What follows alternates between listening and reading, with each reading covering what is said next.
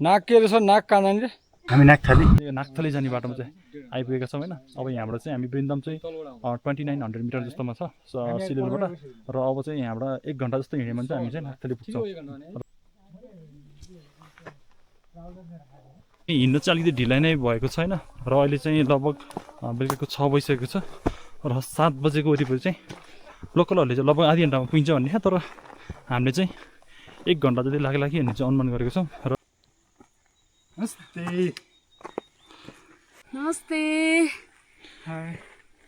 म थाकिसकेँ ल 10-15 minute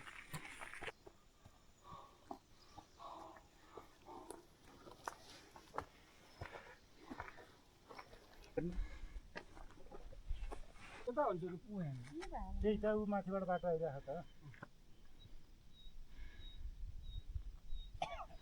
sir photo हानौँ है फोटो हामी चाहिँ ग्रुप चाहिँ यो कस्तो बुकी भन्ने के भन्ने यसलाई के भन्छ सर बुकी नै भन्छ यसलाई बुकी प्याटर्न नै भन्छ है त्यहाँ चाहिँ हिँडिरहेको छौँ बाटो अलि सम्म नै छ यहाँ चाहिँ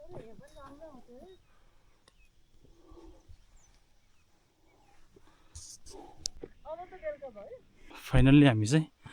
नाकथलीमा आइपुगेको छौँ कस्तो राम्रो भिलेज यार नाकथली चाहिँ कस्तो सम्मो ठाउँमा रहेछ अनि लगभग कति 5-6वटा जस्तो गेस्ट हाउसहरू देखिएको छ यहाँ चाहिँ अन्त यो सुरुमा मात्रै देखेको घरहरू लन्ठानेको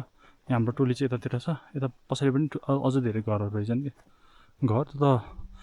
बुद्धिस्ट मोनास्ट्री जस्तो लाग्यो यहाँ चाहिँ एउटा सानो पोखरी पनि रहेछ अनि त्यसपछि चाहिँ म चाहिँ यो घर चाहिँ कस्तो क्युट लाग्यो क्या त्यही भएर त्यहीँ जाऊँ भनेर भनेको छु के हुन्छ यताबाट जाने यस्तो लाग्यो गुड मर्निङ फ्रम नाकथली हामी चाहिँ बिहान चाहिँ माथिपट्टि डाँडा के अरे त्यहाँबाट डाँडाको नाम त्यहाँ जाने भनेर प्लानिङ थियो तर पानी परेर हुसुल आयो त्यही भएर हामी चाहिँ माथि गएनौँ र अहिले चाहिँ हामी म्याडम अनि हाम्रो विमल सर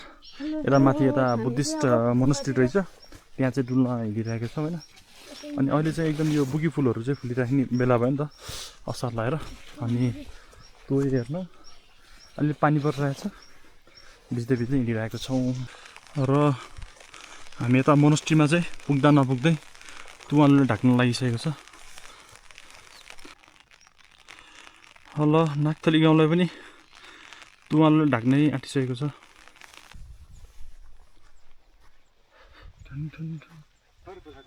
अहिले चाहिँ हामी चाहिँ नाकथलीबाट फर्किँदैछौँ माथिपट्टि डाँडा कताबाट त्यो तिब्बत देखिनेमा चाहिँ हामी गएनौँ होइन बिहान पानी परेर अलिकति तुवालो पनि लाग्थ्यो अनि अहिले चाहिँ हामी चाहिँ यहाँबाट फर्किन लागेको छौँ अब यहाँ त ब्रेङथाङ हो कि के ठाउँमा चाहिँ हाम्रो गाडी छ त्यहाँबाट चाहिँ हामी स्याप्रुबेसी हुँदै आज काठमाडौँ फर्किन्छौँ